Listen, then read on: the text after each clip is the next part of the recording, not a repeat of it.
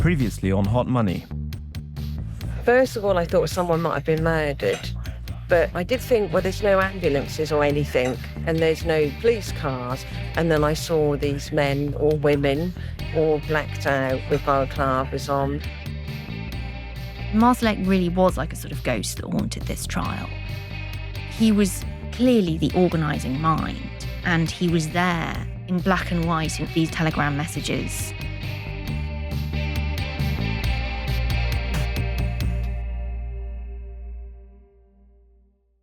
If I was a border control guard, though, I would notice the expiry date on that Czech passport. Passports never last more than 10 years, do they? Right. I mean, I didn't know that. That doesn't look right. I'm back with Paul Murphy, my old editor and the person who first put me onto the Jan Marsalek story. And I've brought copies of some identity documents, passports and a few photos. Konstantin Vladimirovich Bayazov. I've got a picture of him here dressed in a kind of very ornate gold Orthodox priest's kind of mantle, carrying a candle. Oh no, it's not a candle, it's a chalice covered with a cloth. Looks like a sort of slightly more weathered Marsalek, but they do look similar. Similar kind of face shape. You do, actually. Yeah. So basically he's nicked his identity. If he's travelling to places like Dubai as a Russian Orthodox priest, that's going to kind of crimp his operation. I have no idea if Marsalek actually travelled anywhere dressed in the full vestments of the Russian Orthodox Church, but I do know this is one of the identities he's been using in recent years, and there are plenty more. Some are from real people, some are names that are completely made up. A Frenchman from Strasbourg, Alexandre Schmidt, and a Belgian of the same name, an Austrian, Max Mauer. I've also had tips about a possible Israeli identity, even a Namibian one. I noticed that he's lopped a couple of years off his age. On which one? The Belgian driving licence, saying he's born in 82. He wasn't, he was born in 1980. For much of the last few years, figuring out ways to conceal his identity has really been the major preoccupation for Marsalek. Disappearing in an age of ubiquitous CCTV and now facial recognition software, it's no easy task, so much so that he's even told people he's had plastic surgery. And yet, despite being one of the world's most wanted men, Marsalek has managed to maintain allies in countries all over the world. I've already told you about his networks in Austria, the UK, and Libya, but his connections actually reach much further, something brought into focus by the reams of messages that were revealed through the case of the Bulgarian spy ring, the trial we heard about in the last episode. Those messages show that Marsalek has a network of business contacts, corrupt officials, and pals that spans the globe. And there's one particular network that I want to discuss with Paul. And actually, information came to us really at the end of the trial that kind of points to the fact that this network of his around the world, it might include some contacts that are a lot more surprising than any we've found out about so far. I'm intrigued. Because Jan Marsalek, he's someone who's dedicated himself to acting in Russia's interests, working in the shadows to push the Kremlin's agenda, but not exclusively. I'm Sam Jones from the Financial Times and Pushkin Industries. This is Hot Money, Season 3, Agent of Chaos. Episode 8, Matryoshka.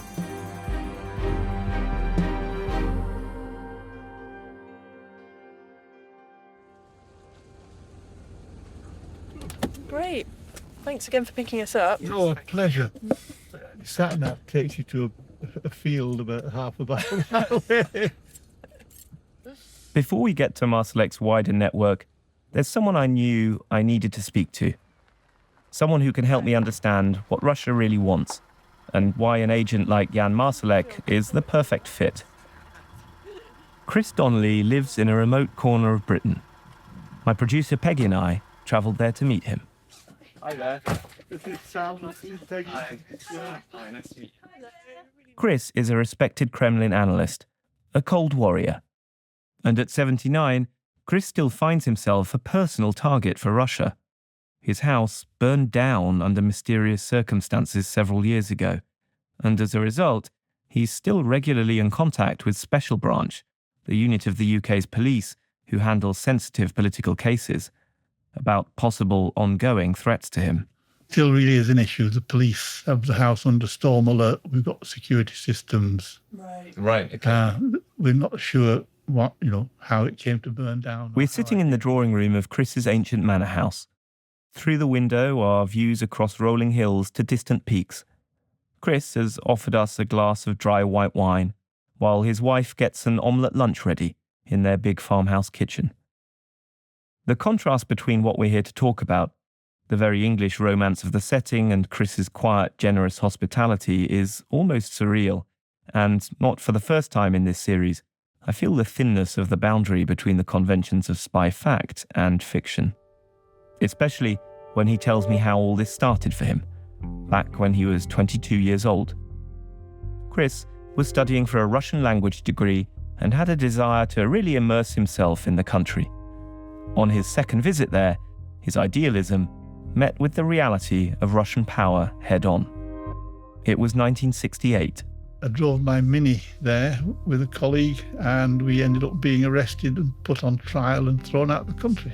Wow. You'd driven your Mini to Moscow, and then from Moscow down to the Caucasus, and then from the Caucasus into Ukraine, and wonder why all the roads are full of tanks.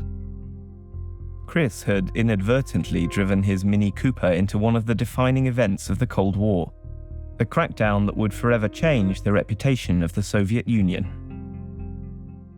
Those tanks were on their way to Czechoslovakia to unseat the country's government and stop its liberal reforms. From the Russian point of view, it was obvious we were there to spy on the tanks. From our point of view, there were just obstacles in the way of our driving.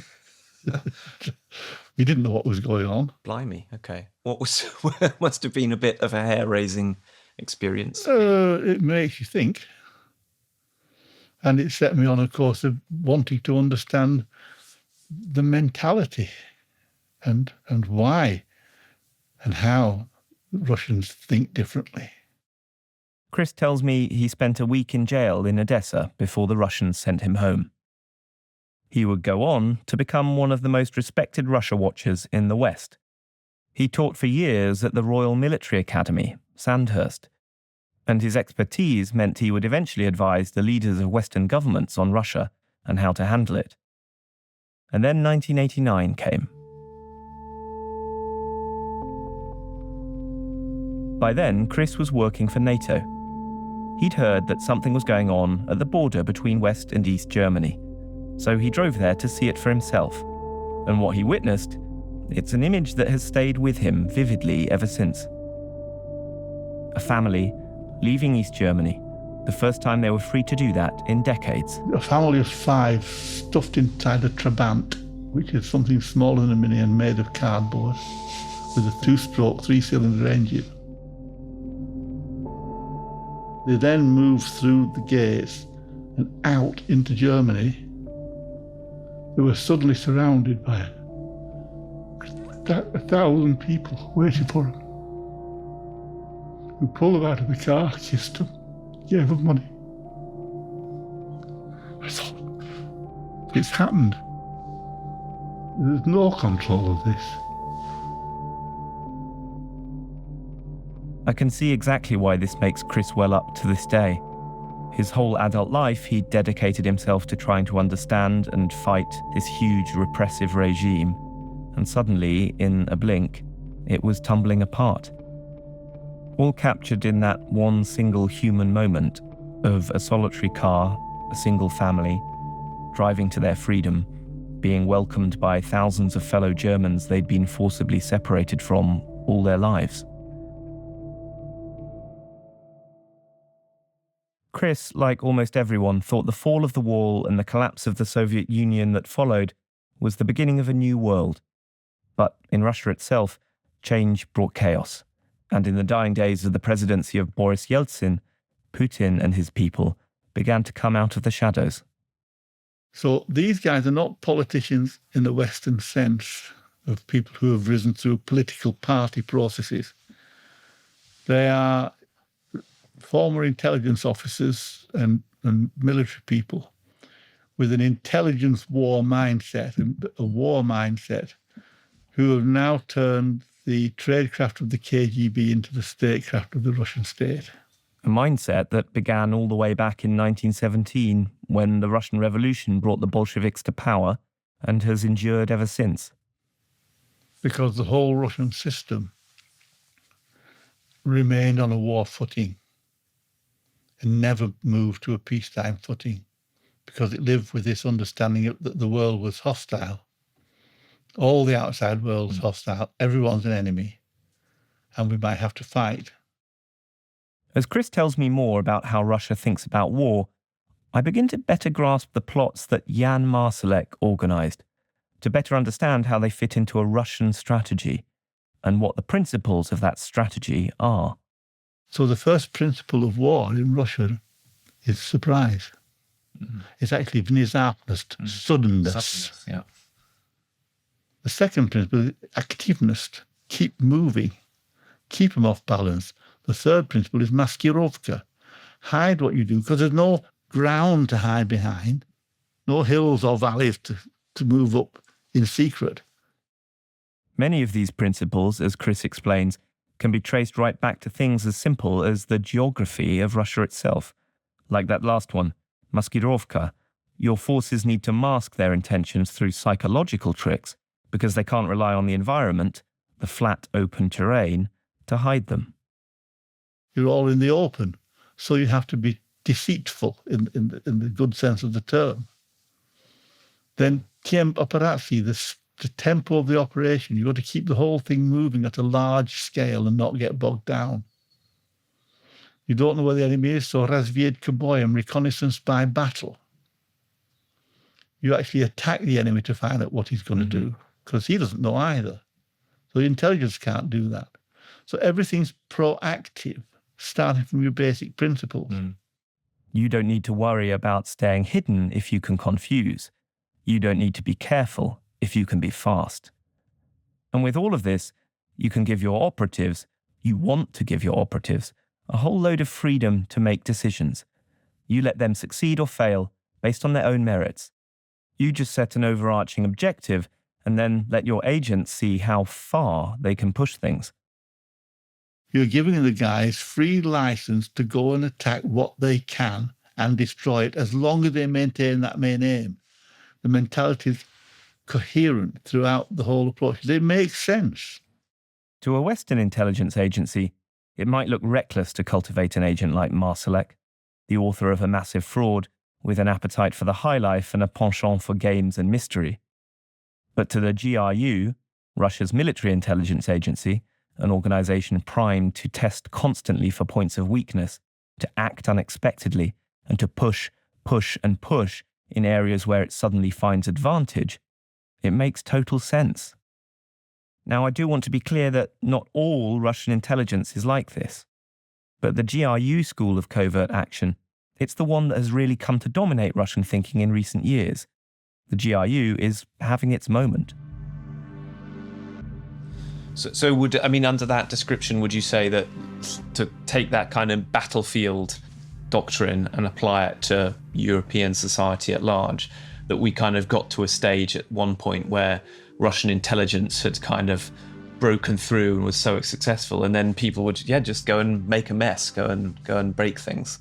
Yeah, the fact there is a controlling mind directing the attack doesn't mean to say that that mind is micromanaging with a long screwdriver for every little operation.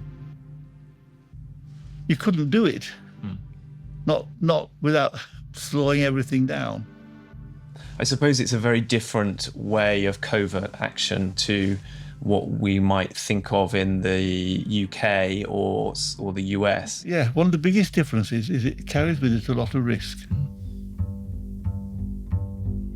But in Russian terms, it's not unjustifiable risk. In war, you have to take risks and you have to reward people for taking risks. And you have to let them make mistakes and learn from them. You have to have trial and error in war. At the moment in the West, we have error and trial.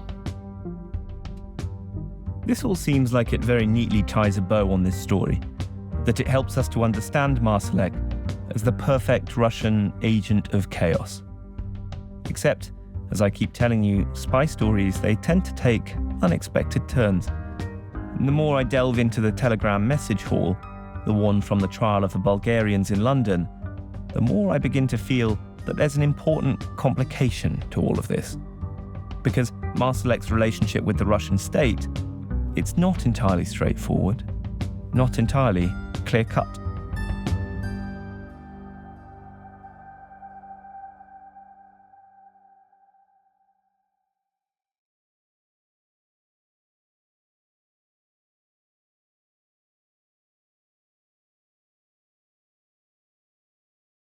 When I think of the most successful Russian spies, of perfect agents, being a Brit, there's someone who instantly comes to mind. Kim Philby, one of the most effective spies of the Cold War, a Russian mole right at the top of British intelligence for years.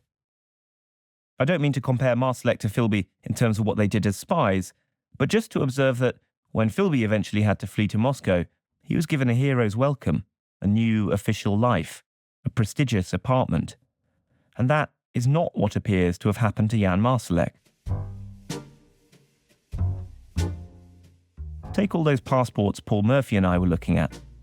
When I went back to the messages between Jan Marsalek and Orlin Rusev, Marsalek's man in Great Yarmouth, the guy helping to run the Bulgarian spy ring, I started to see hints of a different narrative.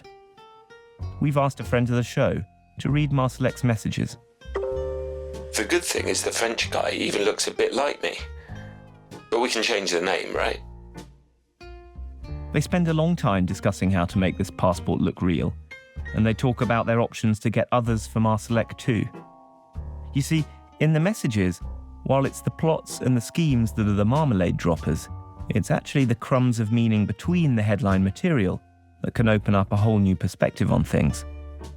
So to me, the implication here is that Marsalek's escape to Russia isn't something that's been organised with official sanction, because Russia's secret services don't seem to be automatically furnishing Jan Marsalek with new documents.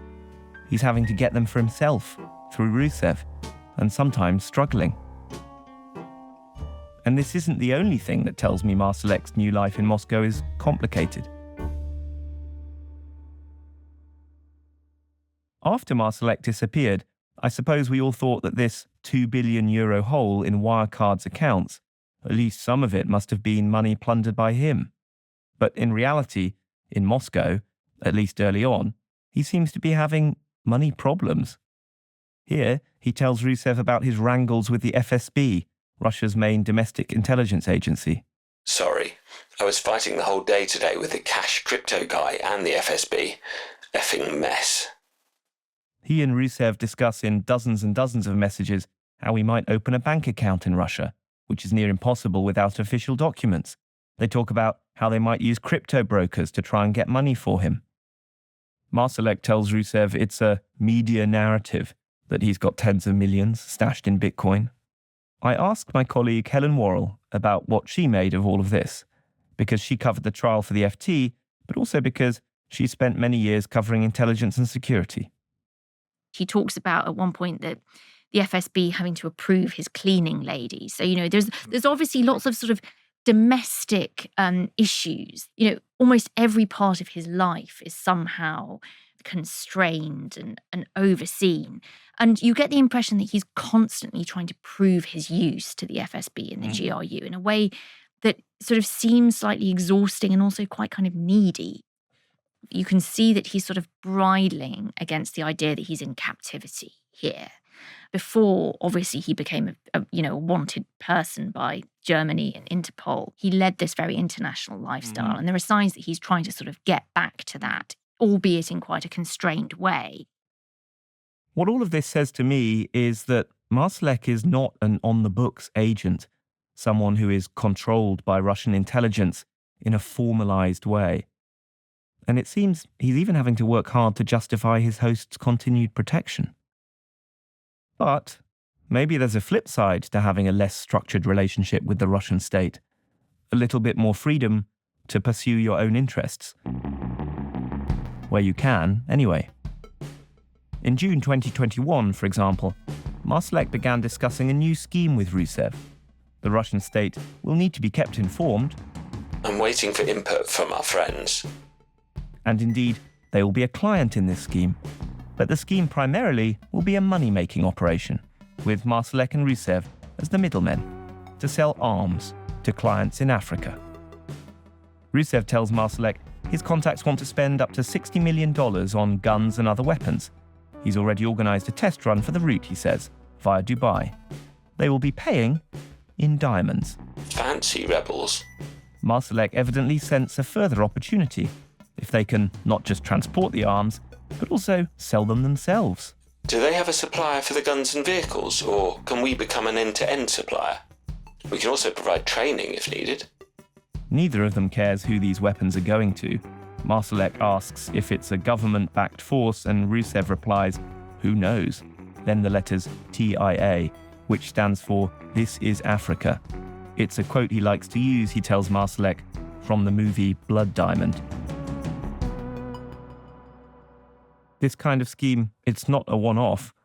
Marsalek is also involved in setting up a back channel to get weaponry from China to Russia, drones, for example, or ways to smuggle microchips into the country too.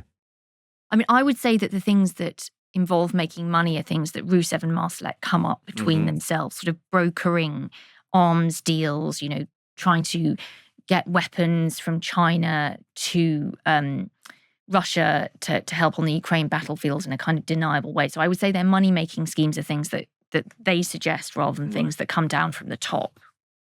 And many of these schemes involve offering kickbacks to men at the GRU and the FSB in order to get them off the ground. As Marsalek tells Rusev, his new life in Russia... It's like a Russian Matryoshka doll of motivations within secret ambitions.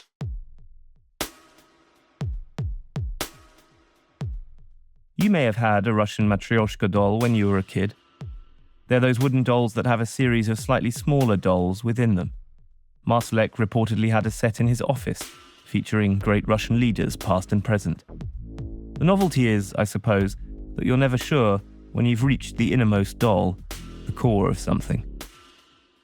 In this story, I've sometimes had the feeling that we never will, that with Jan Marsalek and his many personas, the surprises will just keep coming. Even so, I wasn't quite prepared for the next one, which came to light at the end of the Bulgarian trial, at their sentencing.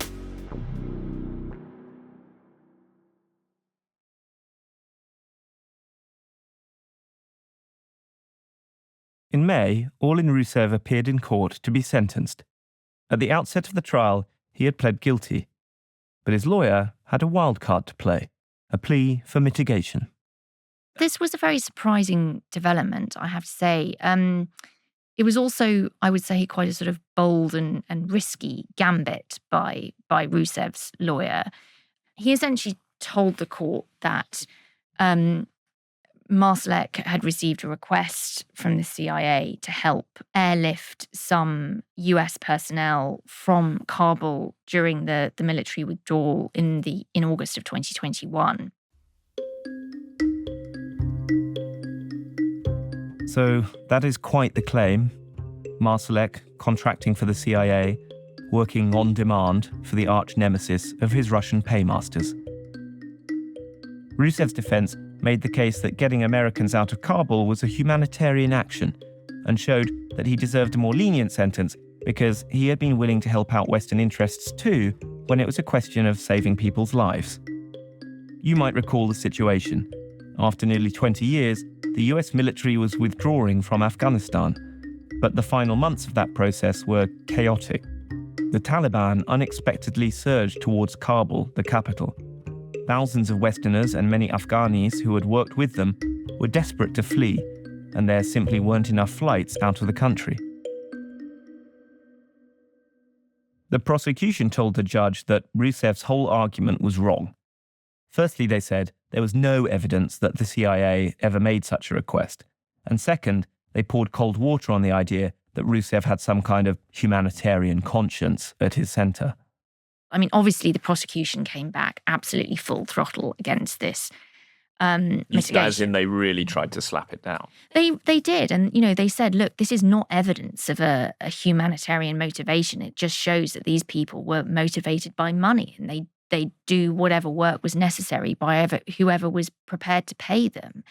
And, the idea that somehow they were as happy to work for the CIA as they were for the GRU or the FSB was sort of a misleading idea. The thing is, though, this wild claim about the airlift made by the defence barrister in court, it's all there in black and white in the telegram messages between Rusev and Marsalek from the time. Interesting request from our sort of friends at the CIA. This is Marsalek writing to Rusev on August 17th, 2021, 3 days after the evacuation of Kabul began.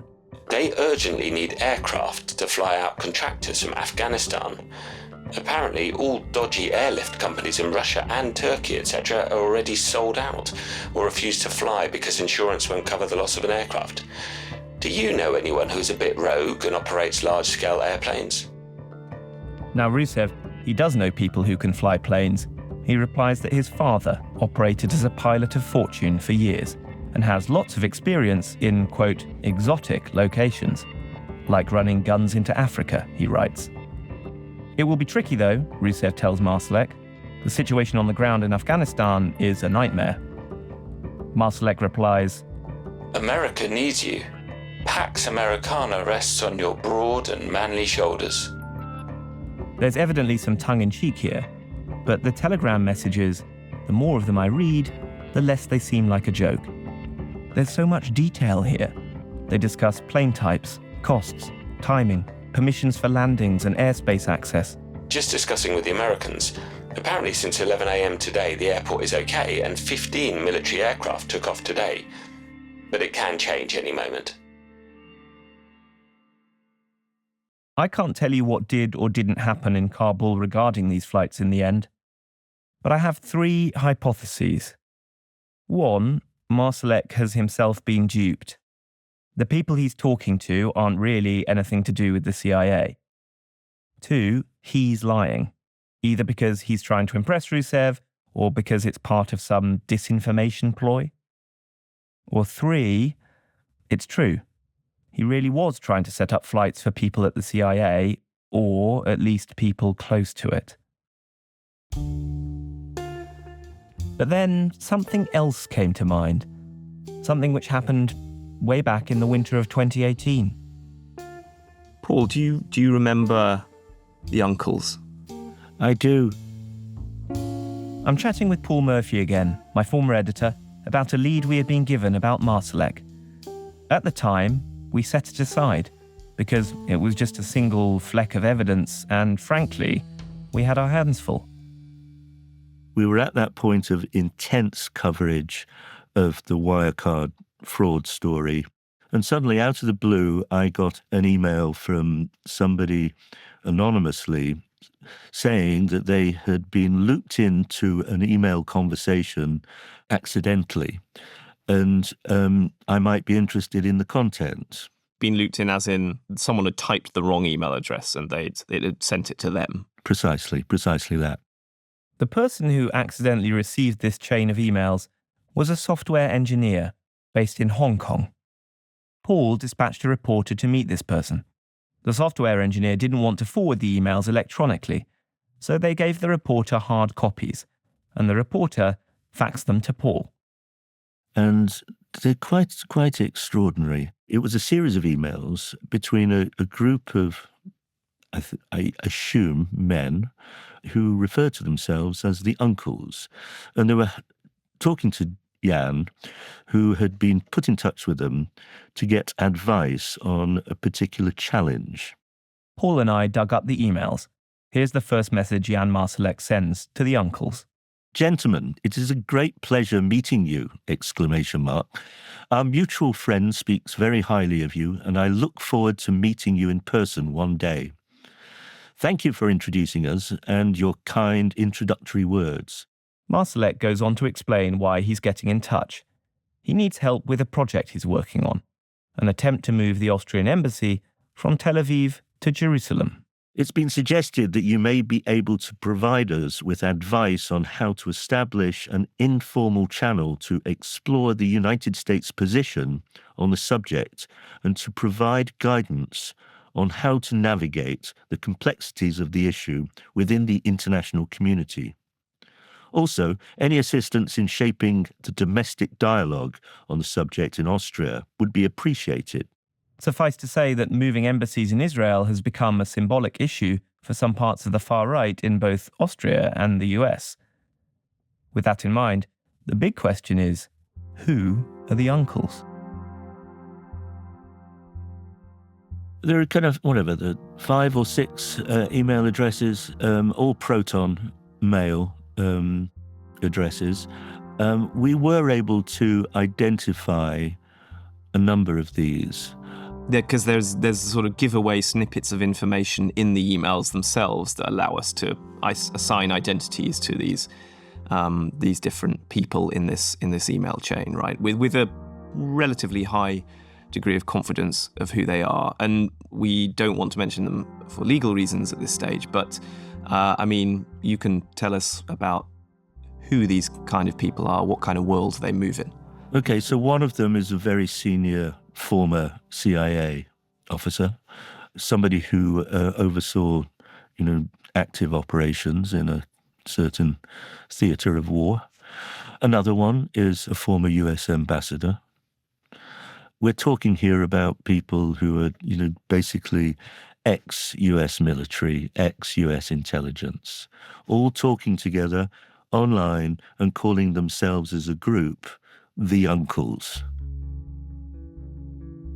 The fact is, we didn't know what to make of this at the time. No, it was just so weird because, we thought, okay, we've got other stuff on our plate and this is so tangential to what we're doing.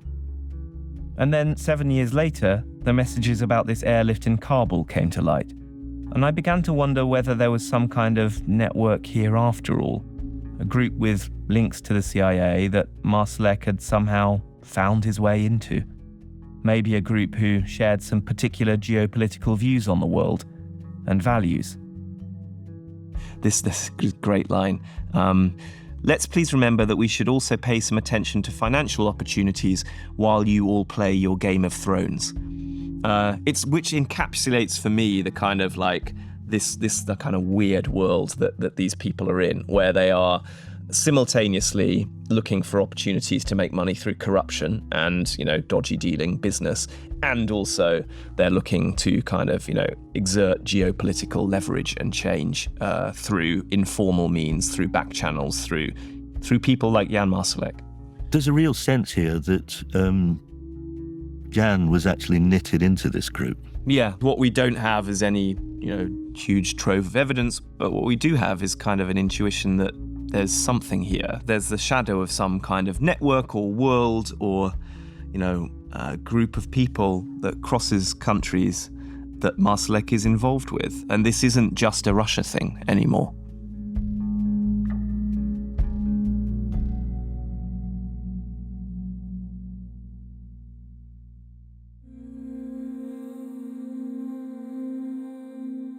When I think of many of the people I've learned about as I've reported on this series, people who've been cultivated by Marsalek and who have cultivated him, money, power, and risk, those seem to be what motivates them all. But actually, something else I think is behind the pursuit of those things. The key, something we've been bumping up against for this entire series. Disdain for the way the ordinary world operates, for living by the rules, being limited by them. I mean this both as a psychological characteristic, but also as a broader political one that you might better describe as anti-establishmentism. A political belief that things need to be undermined, broken. For Jan Marsalek, I've come to understand this as a big part of his view of the world. A gifted, if flawed young man, but someone whose pursuit of what made him different fed a deep cynicism about what he saw as the pieties of the world most people lived in. And he sought out worlds that seemed to expose that. A payment processing company making its money from gambling and porn, the ease of establishing a vast international fraud, and of course spying. It's one of the biggest seductions of spying that you're inducted into a secret club, the people who really run the world. People who make decisions and don't have to follow the normal moral rules of society. When I first heard about Jan Marsalek, I felt he was the key to understanding something about Russia, the country that first lured him in, a country whose government had turned disdain against the liberal world order into its entire mode of statecraft. But actually, what I now think is that it's not just a story about Russia, it's a story about us too. Because this disdain, this anger against the establishment, it's spread. It's no longer something in the shadowy world of crime and clandestine political networks. It's a political force. It's a way of doing business.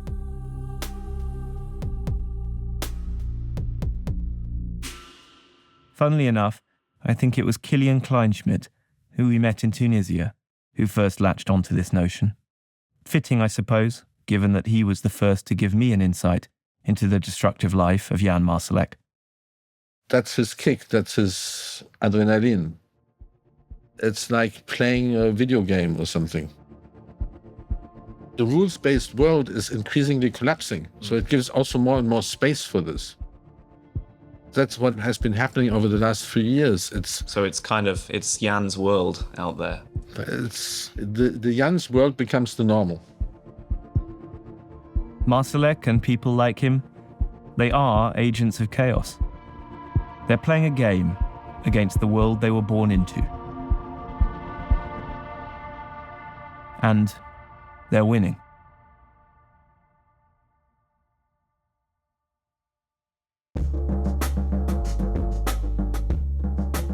Hot Money is a production of the Financial Times and Pushkin Industries. It was written and reported by me, Sam Jones. The senior producer and co-writer is Peggy Sutton. Our producer is Izzy Carter. Our researcher is Maureen Saint. Our show is edited by Karen Shakurji. Fact-checking by Kira Levine. Sound design and mastering by Jake Gorski and Marcelo de Oliveira, with additional sound design by Izzy Carter. Original music from Matthias Bossi and John Evans of Stellwagen Symphonette. Our show art is by Sean Carney. Our executive producers are Cheryl Brumley, Amy Gaines McQuaid, and Matthew Garahan. Additional editing by Paul Murphy. Special thanks to Rula Khalaf, Dan McCrum, Laura Clark, Alistair Mackey, Manuela Saragosa, Nigel Hansen, Vicky Merrick, with special thanks to the studio Audio Berlin and to James Morris, who read Jan Marsalek's messages, and Eric Sandler, Morgan Ratner, Jake Flanagan, Jacob Goldstein, Sarah Nix, and Greta Cohn.